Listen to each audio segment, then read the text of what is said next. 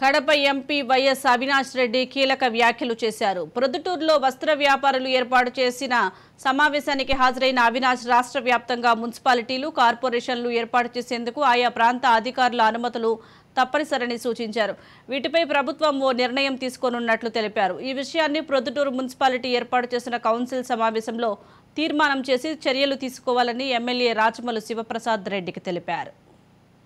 ఆ సమావేశానికి ఎమ్మెల్యే గారు, అదేవిధంగా నేను ఇద్దరం కూడా, అదేవిధంగా మున్సిపల్ చైర్పర్సన్ గారు ముగ్గురం ఈ సమావేశానికి రావడం జరిగింది.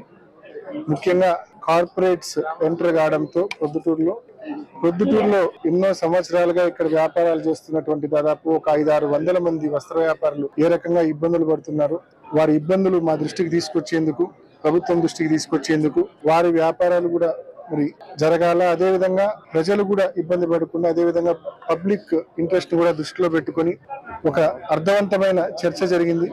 ఆ చర్చలో భాగంగా మున్సిపాలిటీకి సంబంధించి ఒక తీర్మానం కూడా చేసి పంపాలని ఒక నిర్ణయం తీసుకున్నాం. ఎందుకంటే ఇది ఒక లార్జర్ ఇష్యూ. ఇంత లార్జ్ ఇష్యూను మేము ఇక్కడ ఈ రకంగా చేస్తామని చెప్పి కూడా చెప్పలేని పరిస్థితి. కారణం ఏంటంటే రాష్ట్రం మొత్తం మీద ప్రజలకు సంబంధించిన అంశం, మరి ఒక లార్జర్ ఇష్యూ కాబట్టి ప్రభుత్వం నిర్ణయం తీసుకోవాల్సిన పరిస్థితి.